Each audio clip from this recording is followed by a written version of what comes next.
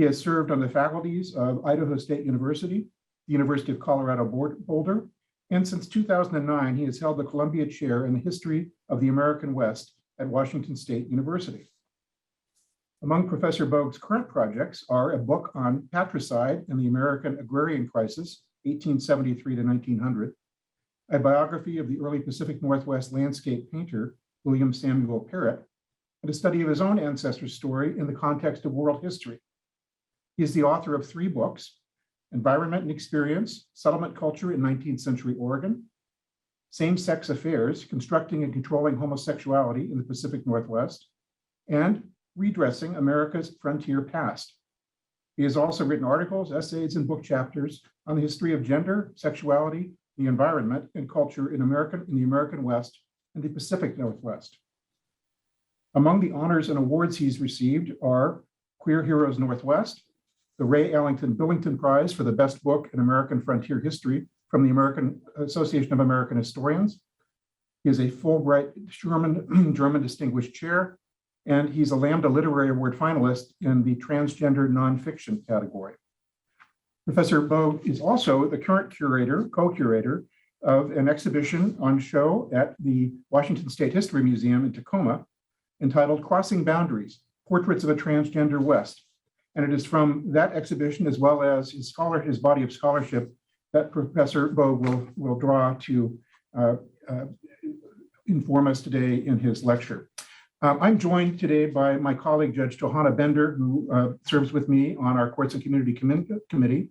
Judge Bender will be our moderator. So if you have any questions to ask Professor Boag as he presents to us, please enter your questions in the Q&A function of Zoom. Do not use chat, please. Judge Bender will be looking at the Q&A box. So with that, I'll turn the floor over to Professor Boag. Thank you, Professor, for being with us. Yes, thank you, Judge Scott. I'm going to share my screen with you, so it'll take just a minute to get things set up here.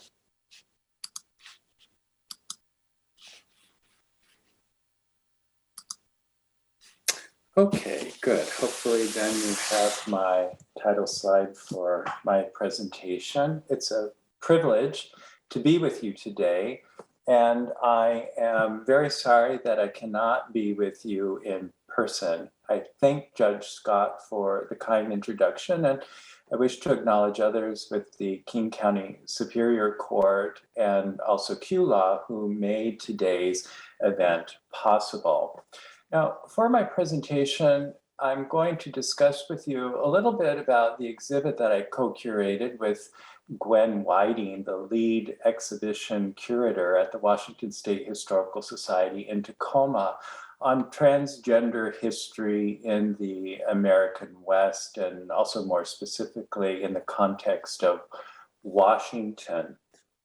And then I'm going to use points from that lecture to depart into the stories of some of the individuals, more details of some of the individuals whom we portray in our exhibit. The idea for the exhibit began in the summer of 2019. Some staff at the Washington State Historical Society had read my book, Redressing America's Frontier Past, which does deal with some specific what we might today call transgender identities, people who were transgender who lived in the Old West. But more broadly speaking, it's a book that deals with people regardless of their identity, which is very difficult to figure out from a historical distance, who crossed gender boundaries, is perhaps the best way to say it, and took on the clothing and lives of people of the sex that they were not assigned at birth. The Washington State Historical Society had previously never really done a standalone exhibit on queer people in history, and so they thought that my book might provide an opportunity to do this. And so we talked about whether or not we could create a museum exhibit. We decided we could, and we worked on it mostly through the period of COVID closures, but restrictions being lifted this past spring made it actually possible for us to open our exhibit to the public when we originally intended to do so, planning 2 years ago. So the exhibit format, it's divided into 4 substantive sections, and each of those sections has something is thematically based around something very important to the lives of all queer people.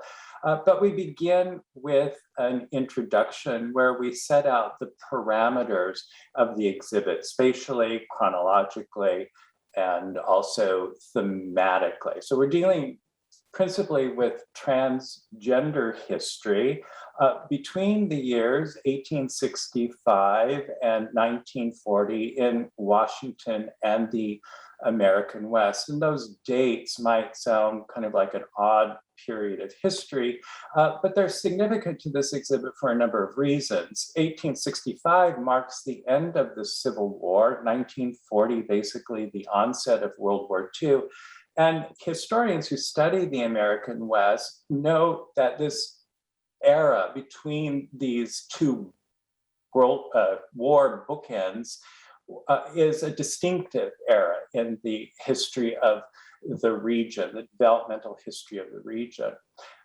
It also happens to be, not coincidentally, an era very significant in the formation of modern concepts, modern sexual and gender identities. It is in the late 1860s, albeit within the context of German jurisprudence, that the words homosexual and heterosexual were coined and entered into the lexicon of Western languages. And the medical scientists who primarily then studied homosexuality, as it was called then in the late 19th century, at the time collapsed into that concept a variety of identities that we have since separated out as distinctive, but fall under the umbrella LGBTQI+. And this history from the late 19th into the early 20th century, and quite frankly beyond, but especially this period, is when we see the slow development of these separate identities kind of teased out from this overarching concept of homosexuality. So the American West, significant developments in the American West, significant developments in the formation of modern gender and sexual identities are occurring at the same time.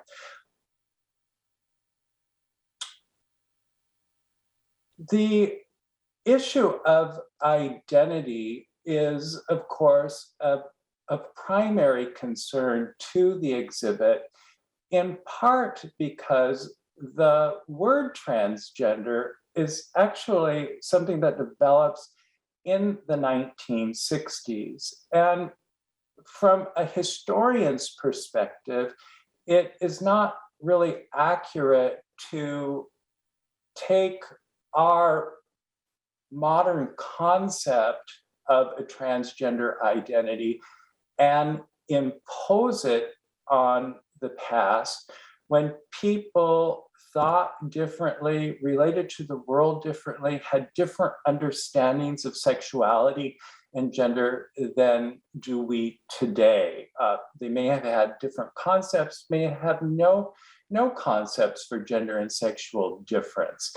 So we problematize the transgender identity in our section on identity, but we also acknowledge that we use the word transgender to refer to a number of people in the exhibit. But to give you a sense of how problematic it is to impose transgender on all the people who crossed gender boundaries in some very remarkable, amazing ways in the past. One of the individuals we highlight was this person here, Kathy Williams, who for a couple-year period in the late 1860s lived as William Cathay in the American West. Now, Kathy Williams had been born in Missouri into slavery, and during the Civil War, earned her freedom and found a job in the United States Army, the Union Army in the South, working as a laundress and cook. And when the war came to an end, she lost employment. And to put it mildly, there weren't a lot of opportunities for former slaves in the post-Civil War period. And there were even far fewer opportunities for a single African-American women. But one of the few opportunities that became available from the United States government after the Civil War was military service for Black men. It was in about 1866 when the United States government created an all-Black infantry unit known as the 38th Infantry, all Black. The soldiers were African American. The officers naturally were white men. This unit has come down to us as popularly referred to as the Buffalo Soldiers.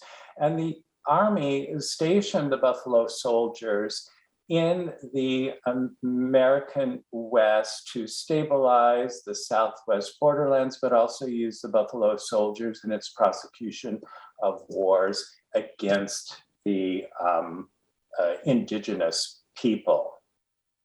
The military provided a stable income, clothing, food, and health care. So it was an opportunity for some African-American men. Well, Kathy Williams wanted to avail herself of this opportunity as well. And so she transformed herself into William Cathay, enlisted, and became, made it through the induction process and served as a Buffalo Soldier, mostly in New Mexico for almost 2 years. In October of 1868, she suffered some sort of malady or illness, and she ended up in the post infirmary.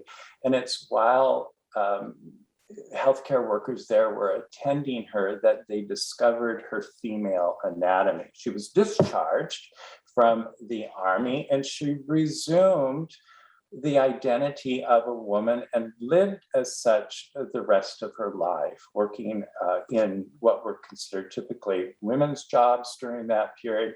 She also married to a man for a short time, and she died in the 1890s in Trinidad, Colorado. Now, Kathy Williams is an example of many, many women we can find in the American West during these years who dressed and lived as men. And when they surfaced, either in court trials or more often in journalist accounts in newspapers, they gave as the reason for becoming men because there were few opportunities available for women. And if one could become a man, more opportunities were open to them.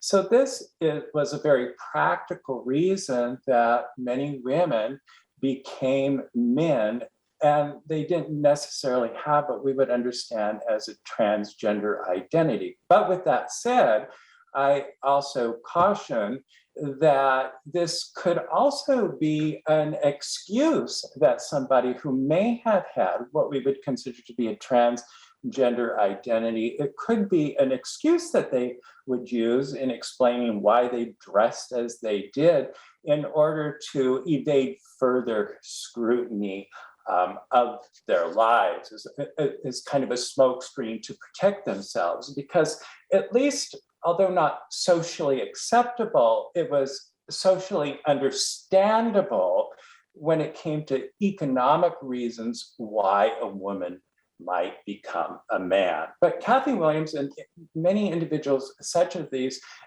complicate the task of the historian trying to find out what identities of these individuals really were. Okay, so I'll pause for a second to see if there are any questions at this point. We don't have any questions yet. I'll just remind people to feel free to use the Q&A box to pose any questions that you might have. Okay, so then briefly to go back to the exhibit, we have a section on visibility. Visibility obviously is important in the history and lives of all queer people. It's central to the coming out experience. Visibility is necessary for us to identify other people like ourselves, to form friendships and community, and to find partners. Of course, visibility is something that queer people often run from as well in order to protect themselves from persecution by family or society or the law. We also have a section on acceptance, so how people in our exhibit that we choose to portray, how they were either accepted or marginalized in their communities. And then the last section deals with history, how these people come down to us in history, what violences have been performed on them in the historical record and the historical narrative that either excludes them from documents or from memory, or transforms them into people that they were not, but have been found by subsequent generations to be more acceptable when redressed in a different manner. We worked hard in our exhibit to include many people from the turn of the century American West who came from varied racial and ethnic backgrounds. We really tried to make intersectionality a large part of the exhibit. But of course, we also acknowledge that the documentary evidence for people of different races really varied. And so while we include many people, we formatted the exhibit under those 4 different themes in which we highlight especially a person for whom we have a great deal of documentary evidence. So in identity, we focus especially on Alan Hart. In visibility, the life of Harry Allen. I'm going to speak more about Harry Allen this afternoon. Acceptance, Joe Monahan from Idaho. But the first person I want to talk about is a person we consider in the section on history, and that is somebody for whom we have a great deal of information, but contradictorily, we only know her by one of her married names. She comes down to us as Mrs. Nash, and Mrs. Nash was Mexican, or more appropriately, Mexican American.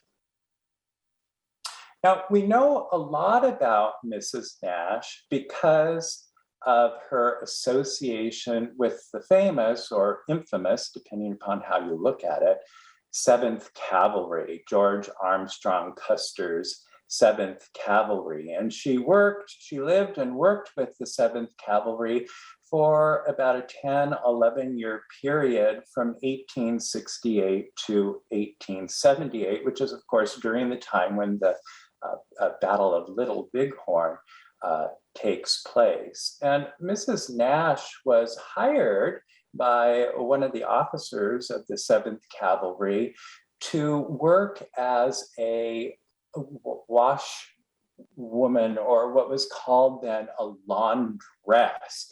Many of us forget the incredible infrastructure that goes into supporting an army, and that was also the case in the American West in the 19th century. There were a lot of people who were hired as civilians at these posts in the West to do daily types of work, to free the soldiers to do the type of work that they were inducted into the army to do. So Mrs. Nash was hired as one of the many laundresses for the 7th Cavalry.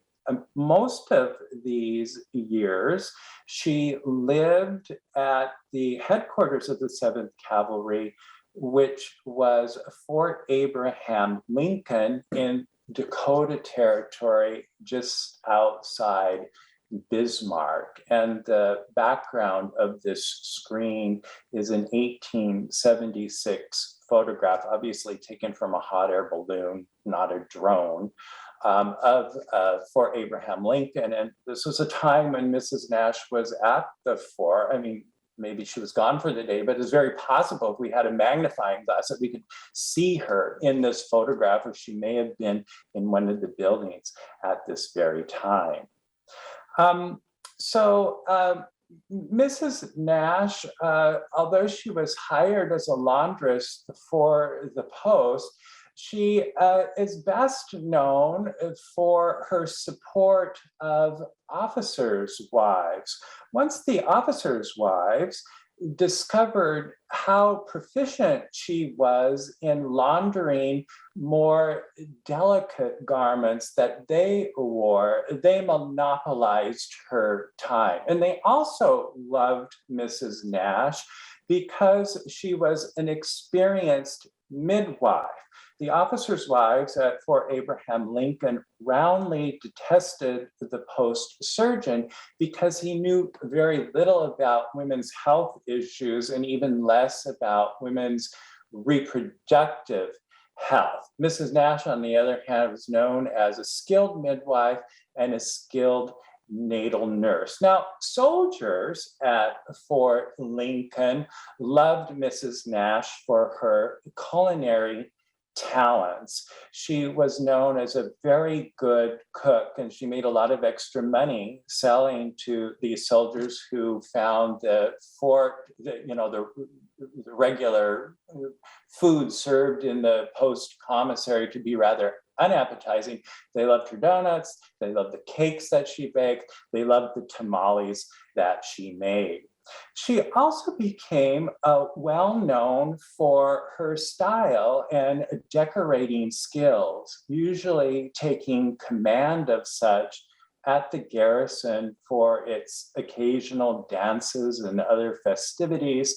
She lavished her designer skills on her own humble quarters, and she was known to order in bolts of different types of fabrics that she fashioned into what were described for the time low-necked gauzy gowns. And she was known to change her dresses several times during a night's dance at the post. We know a good deal about Mrs. Nash thanks to the memoirs of 3 of her contemporaries. George Armstrong Custer's wife, Elizabeth Custer, wrote a memoir called Boots and Saddles. Catherine Gibson, in the center of the screen, was also an officer's wife who knew Mrs. Nash. And then we also have a memoir from a soldier. His name is John Berkman, of the 7th Cavalry, and his memoirs have been published under the title Old Nutriment. So these sources are fantastic because they do provide different perspectives on Mrs. Nash, kind of a middle upper class woman's perspective, a working class male perspective. But one thing that all these memoirs have in common is that they were written or remembered by white people. In fact, all the sources that have come to light on us about Mrs. Nash are sources written by Anglo or white people. And so all these sources and these memoirs are good examples of this, racialize her. Their view of Mrs. Nash is filtered through the prejudices of the day. So they racialize her appearance, they racialize where she's come from, they racialize the story of how she became a woman. So this is another obstacle that historians are presented with when they're trying to understand the experiences and identities of people of the past for whom sources, may have some good sources, but we do not have complete sources. So I'll stop there for a second and see if there are any questions. We do not have any questions. I think people are listening raptly, so go right ahead. Okay, good, thanks. So one of the things that we learn through these various sources about Mrs. Nash is that during the time that she was with the 7th Cavalry, she married on 3 different occasions to 3 different soldiers. And her last marriage, her third, was the one that was the longest, more than 4 years. Her third husband was John Noonan. Now, oddly, even in these memoirs and most of the sources, even though she had been married last to John Noonan, she was more typically referred to as Mrs. Nash, which was the name of, appears to be the name of her second husband. There's some uncertainty who her husbands, I have a pretty good idea from the historical sources who the husbands were, but the second one probably was Nash. And so she was mostly known in the sources as Mrs. Nash, but her third husband was John Noonan. Now, John Noonan was kind of a career soldier. He is pictured here. You can see the red arrow pointing to him in the background, and that's George Custer with the rifle directly behind the grizzly. John Noonan, although he was an enlisted soldier, for a short time he was a non-commissioned officer, a sergeant, and he also was kind of a close aide for a while to George Custer. Now, Noonan survived the Battle of Little Bighorn. He actually wasn't at the battle. He was in another attachment elsewhere in the vicinity, so he didn't actually see action. So he survived the Battle of Little Bighorn. So Mrs. Nash and her third husband. Mrs. Nash's story began to unravel, or we might say that it actually began to come together in October of 1878. John was in the Black Hills for the month on reconnoitering with the 7th Cavalry, and back at Fort Lincoln, Mrs. Nash fell ill from appendicitis and struggled with the discomfort for really the entire month. On October 29th, sensing that her time was drawing near, she summoned the Catholic priest from Bismarck who came and heard her last confession. And she died the next morning, October 30th, 1878. Now, a few days before she died, she explained to those who were attending her that when she died, she wanted to be buried immediately and in the clothes that she was wearing. But this was not to be.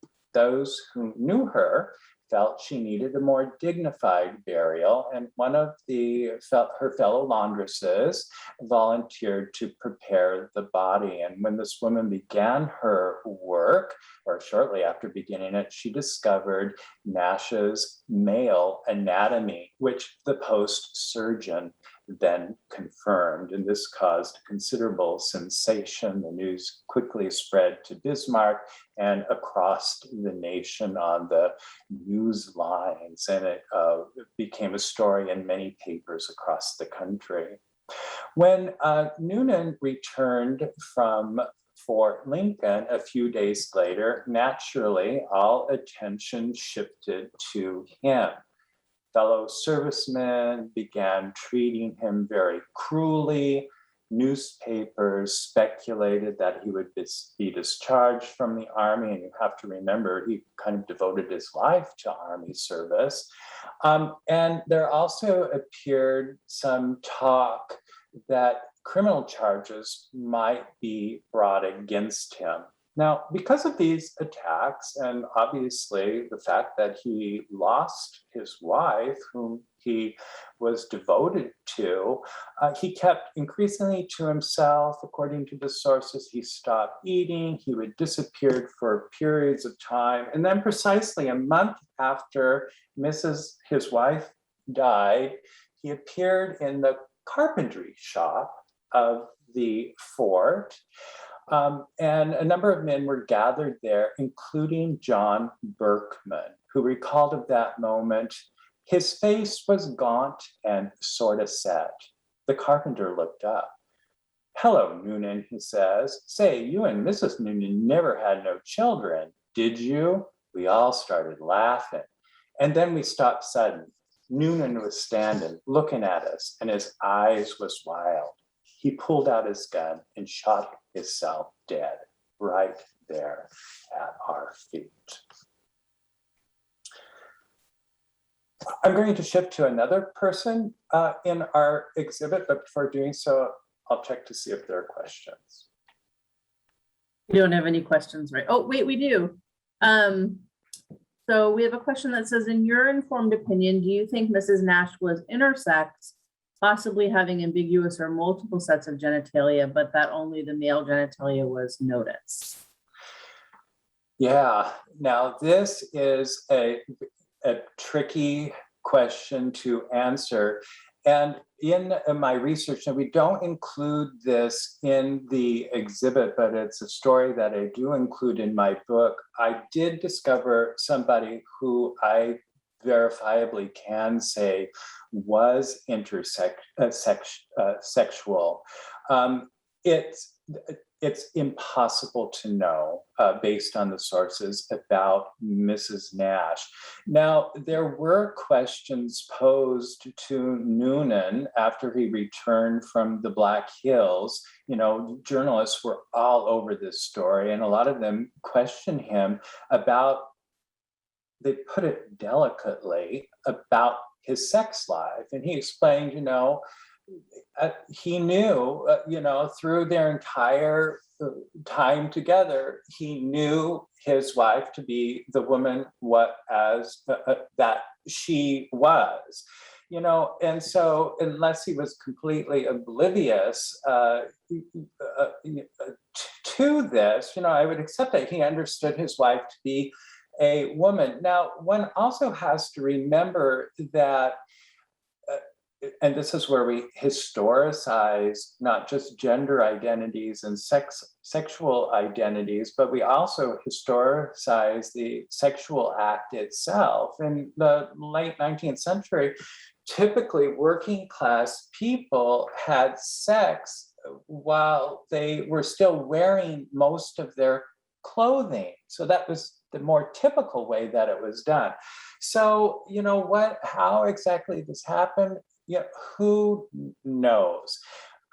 So it is true, this was an issue that a lot of people in the 19th century talked about in the medical profession, and the word hermaphrodite was often used to refer to intersexual people, but it was also often used for people we would call today gay or lesbian. So when that word was used, we still don't know precisely these individuals. So I can't give a better answer than that. We've got one more question if you have time.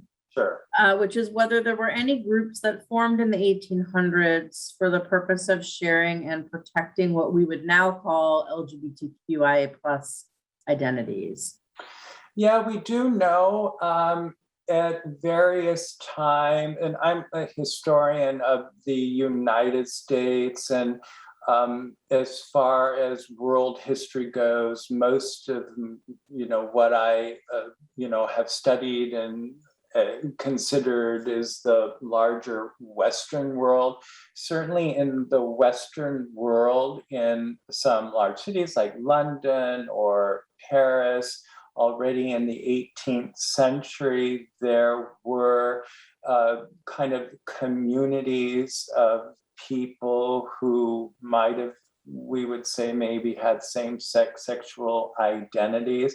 And certainly by the latter part of the 19th century, in places like San Francisco, by the turn of the century, Portland and Seattle, there certainly were communities of gay men, and there were how extensive lesbian communities were is a little bit more difficult. The sources are a little bit more scant on this, but certainly there were groups of friends who were lesbian in the Pacific Northwest and some of the larger cities. So, yeah. Mm-hmm. One more quick question. I think this will be fast, and then we'll let you move on to your next piece of history. One of our audience members wanted to know if Mrs. Nash was actually properly buried, and if so, do you have any details about where her burial site is? Yes, actually, and I should have reviewed this because it's been a while since I've looked at the sources on Mrs. Nash, but she was buried, and I believe it is in a churchyard in Bismarck. I'd have to verify that, but that seems to be something that I recall.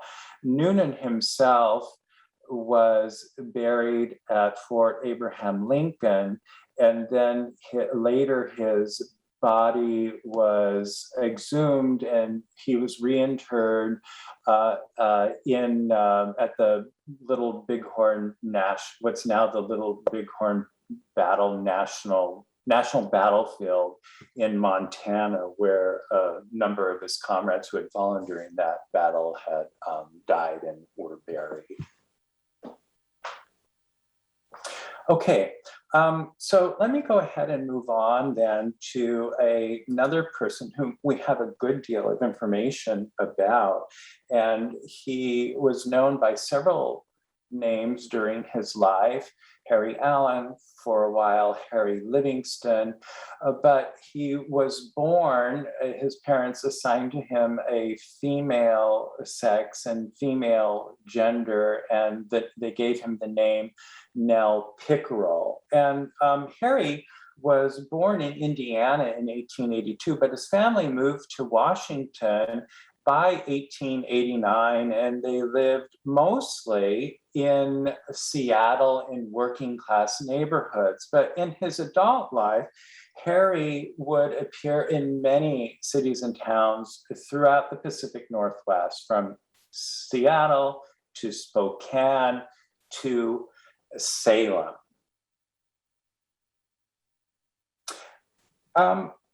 We have a number of really interesting documents on Harry Allen's life from before his public transition to a male persona, as well as, of course, many after that happened. And also we have some documents that come from the period when he's making this transition that are quite fascinating. So one of the documents we have, for example, is this that comes from the birth registry of King County in 1898. The bottom line here shows Nellie Pickerel on the far right as the mother giving birth to a son. If you follow the document to the left from Nellie Pickerel, to the right, you'll see that she's only 15.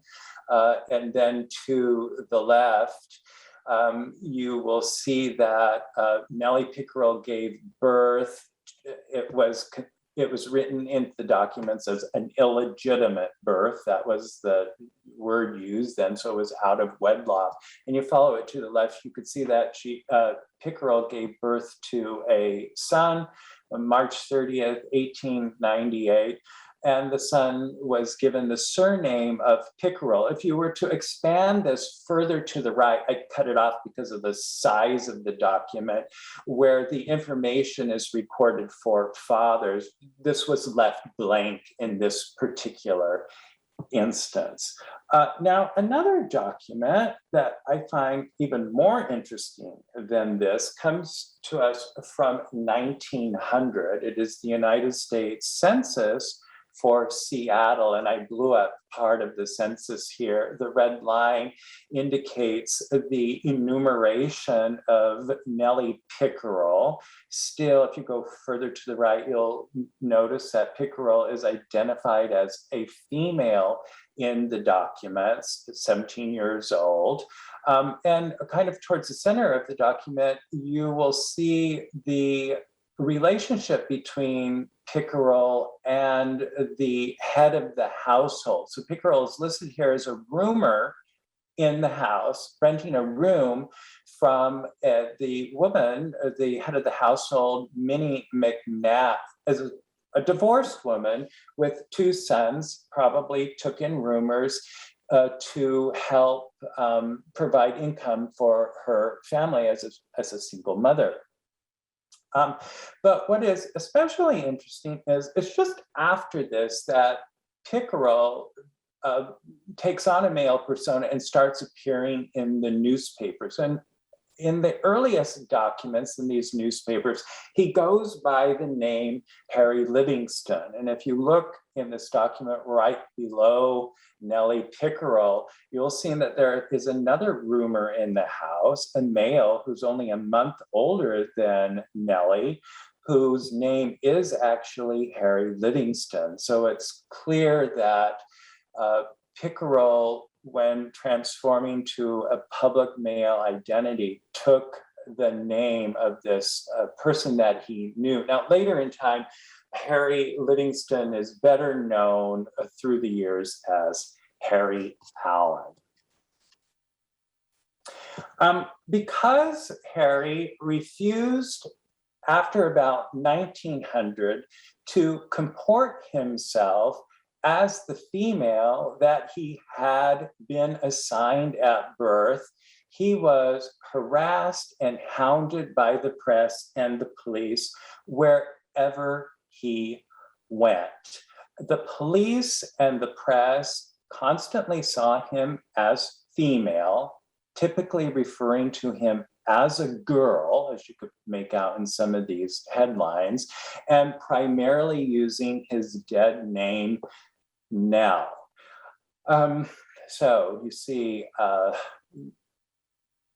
although Harry's parents attempted to raise him as a girl, he constantly rebelled against this through his childhood, and he's going to be something of a rebellious person against society as an adult, and this is partly why we know so much about him. He came to the attention of the press constantly across the Pacific Northwest. So these are many local headlines. One of these, the upper right newspaper article, is actually published in a Washington, D.C. newspaper. So his story was told in newspapers across the United States. So he was one of the most famous or infamous female to male people during this period. So one of the reasons why he typically came to light is because he was arrested by police for dressing in clothing not appropriate for his assigned sex. Now, by the late 19th century, one study a few years ago So maybe these figures have been updated since then, but a few years ago, we came to know that at least 34 major municipalities in the United States had adopted ordinances by the year 1900, making it a local offense for someone to appear in public in dress considered not appropriate for their sex. So San Francisco, for example, adopted such a law in 1863. Now, it doesn't appear that towns in the Pacific Northwest did this. I haven't looked at all the laws in all the various towns in the region. But Seattle and Portland, for example, the two largest cities, never adopted a law banning cross-dressing, or what we might call cross-dressing in public. However, if people did appear in public and they were identified as wearing clothing that society thought wasn't acceptable for what their sex apparently was or seemed to be, they would be arrested anyway. But the Portland and Seattle used nuisance laws to do this. So laws concerning vagrancy or causing a public disturbance. Throughout his adult life, Harry Allen was arrested innumerable times for this, and this is why it would appear in the papers over and over. Now, but with that said, I would say there's something somewhat unique about Harry Allen, whereas many of the people that I came across in my research or you have a fleeting newspaper article about them and then they disappear. Allen is someone who persisted to be who he was, and he boldly did so in society. And so he came to attention over and over and over again. This is why we include him as the central figure in our section on visibility. Okay, so you'll notice, though, if you can look and read any bits and pieces of the headlines or these articles, he was arrested for many reasons beyond cross-dressing. He was arrested for biting a policeman at one point, for selling alcohol on an Indian reservation, for making bootleg, for engaging in public brawls. So he's well known throughout the Pacific Northwest. Well, in fact, one of the best sources we have on Harry's life comes as a result of one of his arrests, and this one occurred in Portland in June of 1912. Harry had left Seattle and headed to Portland in search of work as a longshoreman. But when he arrived in Portland, he did so accompanied by his female companion of that time. Her name was Isabel Maxwell, and she was known by authorities as a sex worker, what they called in those days a prostitute. Now, Harry was arrested in Portland by federal officials who arrested him under the Mann Act. They suspected that he had transported Maxwell across state lines for immoral purposes. And when they were questioning him, one of the federal officials kind of pieced it together.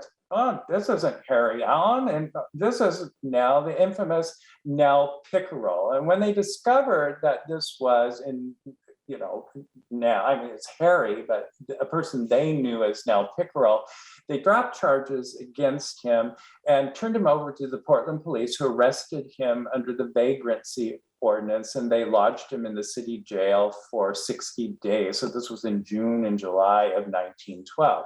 Well, while he was in the Portland jail, they put him in the few cells designated for women prisoners.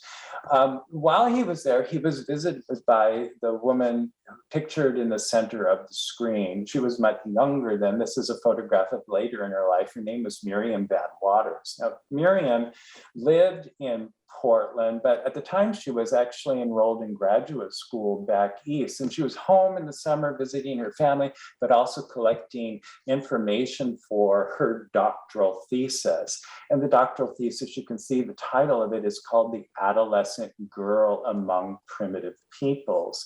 This would eventually be published a few years later in the Journal of Religious Psychology. So the basic argument is a comparative study, and Miriam Bad Waters argued that young women and girls in contemporary society who are energetic and kind of brush up against what's socially acceptable, they're penalized in contemporary society, they're criminalized, they're arrested, they're placed in jail. But in what Miriam Bad Waters called primitive cultures, and she looked at Native Americans,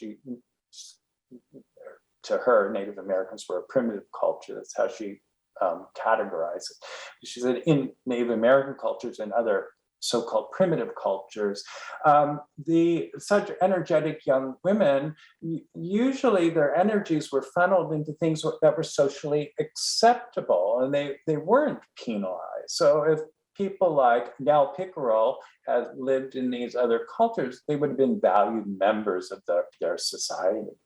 Well, in order to collect her information on socially unacceptable women in the early 20th century, she visited jail. So she visited the Portland jail. Harry Allen was there, and Miriam Bad Waters conducted a lengthy interview with him. He appears as her first case study in her doctoral thesis, and it's several pages long. We get all kinds of wonderful information about Harry's early life, his family, how he felt as a child, and what he did as an adult, and so forth. So I'm kind of running up against time here. So let me conclude by stating that the information that I shared with you is information that comes from documents, texts, which are the bread and butter of the historian's work. But museums, as you know, are in the business of portraying the past and individual lives and past societies by utilizing three-dimensional objects. And so for this museum exhibit to work, we needed to create displays with 3D objects, but many of these people, there are a few documentary sources about their lives. None of them, or very few of them, were important enough that actual three-dimensional objects, let alone possessions of theirs, were actually saved and have come down to us. Now, Alan Hart, in the lower left of the screen, is somewhat of an exception. Very learned person, was a medical doctor. Alan Hart wrote 4 novels during his life, published by big presses in the United States, and we were able to get copies of those books that we were able to display. But in other instances, and I show here cases about Joe Gilligan and Milton Matson. Matson was female to male. Joe Gilligan, although he's only identified by this male name in this article about him, he apparently was a male to female person, probably transgender, assigned male at birth, but identified as a woman. But there are some lengthy articles about them that identify different objects and pieces of clothing or possessions that they had, women's shoes or a men's top hat, a men's pipe, or a women's makeup kit. And so Gwen at the Historical Society was able to comb through their collections to find representative objects that are right for the description and the period of time to create these exhibits, to make this more than just text on the wall. Okay, with that, I'll ask in the few remaining minutes if there are any other questions. We do have a few questions. So one of our audience members did some online searching while you were talking and found out that Harry had a son born in Seattle in 1898. And we're wondering if you know anything more about the circumstances of his parenthood. Yeah, so what we know, and it's been very difficult to trace through the records, but some information from the period explains that Harry Allen's parents then raised the child, but beyond that, I don't know. And then we have an interested, someone who's interested in your work who would love to know where they can find your book through a seller other than Amazon. So passing along that question. It's published, Redressing America's Frontier Past is published by the University of California Press. So you can go to the University of California Press website and you can buy it directly from the press. Or you can probably go to one of your local bookstores and ask them to order it if they don't already have shelves full of it. I know it flies off the shelf, so it might be difficult for you to find it. So we did have a question also that's, I think, for me and my colleagues about how folks can watch this later. And I believe it's going to be posted on the court's YouTube page. It may also be available through the King County TV page where we're live streaming it. So just a technical question. We have about 4 more minutes. So if anybody has any final questions, I'm going to invite you to post them now so I can pass them along.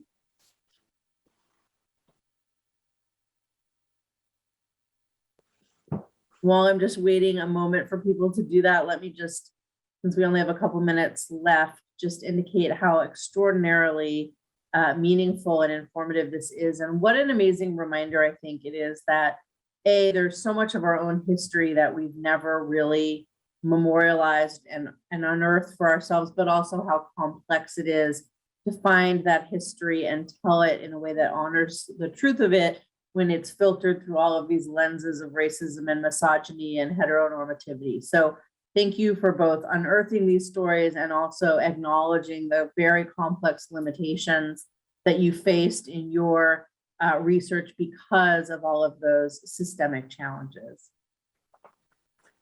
It looks like, let's see. A couple follow-up questions. Where can I visit the exhibit? So I know you talked about that at the beginning, but if you could just remind folks. So it's at Washington State Historical Society in Tacoma, and it runs through early December. I think it closes on December 10th. It opened right at the end of May 31st or something like that. Well, thank you so much. I'm going to bring us to a close. I want to let you know that my screen is blowing up with all kinds of complimentary thank yous from our audience members. So this clearly touched a lot of people's minds and hearts. And I want to thank our partners at Q Law, who we have the great privilege of partnering with every year as a court to put on a program that's of interest both to members of the legal community and members of the LGBTQIA+ community and those of us who live in both of those worlds. So thank you so much, Professor Boag, for your tremendous presentation. And that will end our time today. Thank you so much, everyone.